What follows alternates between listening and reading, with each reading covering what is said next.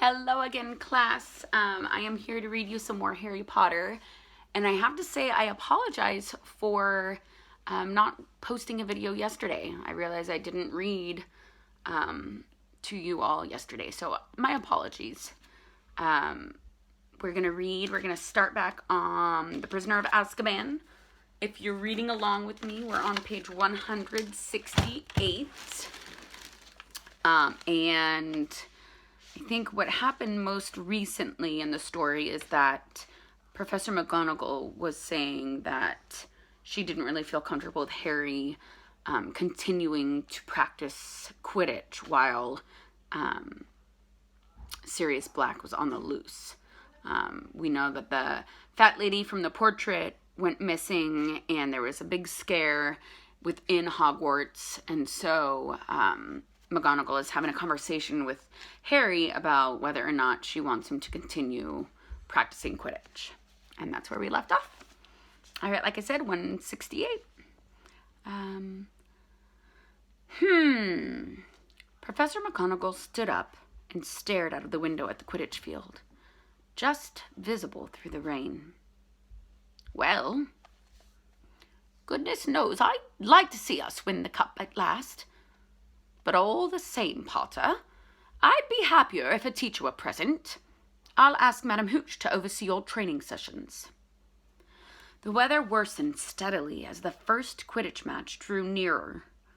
Undaunted, the Gryffindor team was training harder than ever under the eye of Madam Hooch. Then, at their final training session before Sunday's match, Oliver Wood gave his team some unwelcome news. "We're not playing Slytherin," he told them, looking very angry. "Flint's just been to see me. We're playing Hufflepuff instead." "Why?" chorused the rest of the team. "Flint's excuse is that their seeker's arm is still injured," said Wood, grinding his teeth furiously. "But it's obvious why they're doing it. Don't want to play with us in this weather. Think it'll damage their chances." There had been strong winds and heavy rain all day, and as Wood spoke, they heard a distant rumble of thunder.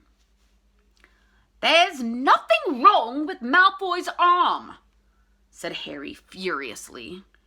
"He's faking it." "I know that, but we can't prove it," said Wood bitterly. "And we've been practicing all those moves assuming we're playing Slytherin, and instead it's Hufflepuff, and their style's quite different. They've got a new captain and seeker, Cedric Diggory." Angelica, Alicia, and Katie suddenly giggled. "What?" said Wood, frowning at his light-hearted behavior. "He's that tall, good-looking one, isn't he?" said Angelina. "Strong and silent," said Katie, and they started to giggle again. "He's only silent because he's too thick to string two words together," said Fred impatiently. "I don't know why you're worried, Oliver. Hufflepuff is a pushover. Last time we played them, Harry caught the snitch in about 5 minutes, remember?"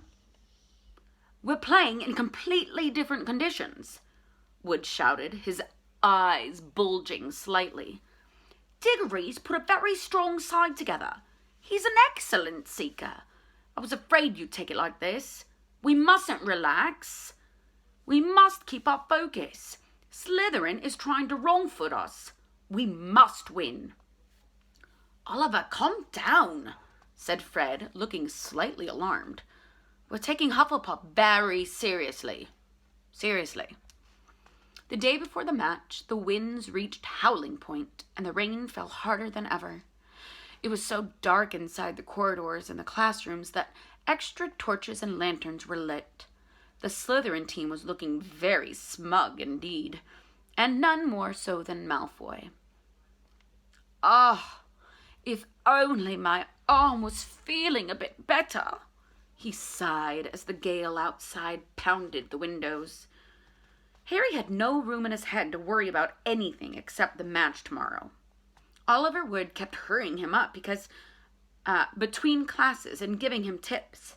The third time this happened, Wood talked for so long that Harry suddenly realized he was 10 minutes late for Defense Against the Dark Arts. And he set off in a run with Wood shouting after him.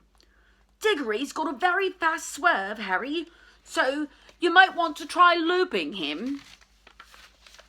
Harry skidded to a halt outside the Defense Against the Dark Arts classroom, pulled the door open, and dashed inside. "Sorry I'm late, Professor Lupin, But it wasn't Professor Lupin who looked up at him from the desk. It was Snape.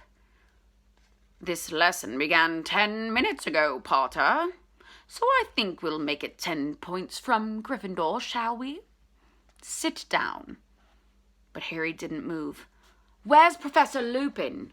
he said. "He says he's feeling too ill to teach today," said Snape with a twisted smile. "I believe I told you to sit down." But Harry stayed where he was. "What's wrong with him?" Snape's black eyes glinted. "Nothing life-threatening," he said, looking as though he wished it were. 5 more points from Gryffindor, and if I have to ask you to sit down again, it will be 50. Harry walked slowly to his seat and sat down. Snape looked around at his class. "As I was saying before Potter interrupted, Professor Lupin has not left any record of the topics you have covered so far." "Please, sir, we've done Bogarts, Red Caps, Kappas, and Grindylows," said Hermione quickly, "and we're just about to start—" "Be quiet," Snape said coldly. "I did not ask for information. I was merely commenting on Professor Lupin's lack of organization." "He's the best Defense Against the Dark Arts teacher we've ever had," said Dean Thomas broadly. And there was a murmur of agreement from the rest of the class. Snape looked more menacing than ever. "You are easily satisfied. Lupin is hardly overtaxing you. I would expect first years to be able to deal with Red Caps and Grindylows. Today we shall discuss—" Harry watched him flick through the textbook to the very back chapter, which he must have known they haven't covered. "Werewolves," said Snape.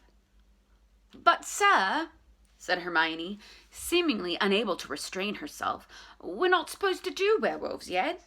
We're due to start Hinky-Punks." "Miss Granger," said Snape in a voice of deadly calm, "I was under the impression that I am teaching this lesson, not you. And I am telling you to turn to page 394. He glanced around again.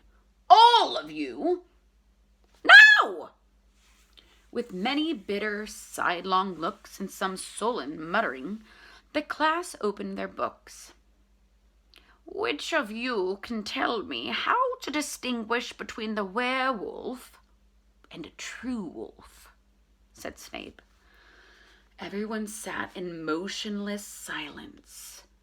Everyone except Hermione, whose hand, as it often did, had shot straight into the air. "Anyone?" said Snape, ignoring Hermione. His twisted smile was back. "Are you telling me that Professor Lupin hasn't even taught you the basic distinction between—" "We told you," said Parvati suddenly. "We haven't got as far as werewolves yet. We're still on—" "Silence!" snarled Snape.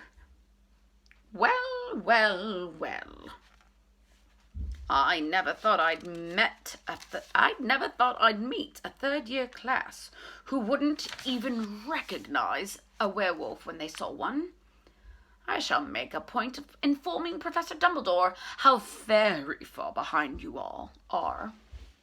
"Please, sir," said Hermione, whose hand was still in the air, "the werewolf differs from the true wolf in several small ways. The snout of the werewolf—" "That is the second time you have spoken out of turn, Miss Granger," said Snape coolly. 5 more points from Gryffindor for being an insufferable know-it-all." Hermione went very red, put down her hand, and stared at the floor with her eyes full of tears. It was a mark of how much the class had loathed Snape that they were all glaring at him, because every one of them had called Hermione a know-it-all at least once, and Ron, who told Hermione she was a know-it-all at least twice a week, said loudly, "You asked us a question, and she knows the answer. Why ask if you don't want to be told?" The class knew instantly that he'd gone too far. Snape advanced on Ron slowly, and the room held their breath.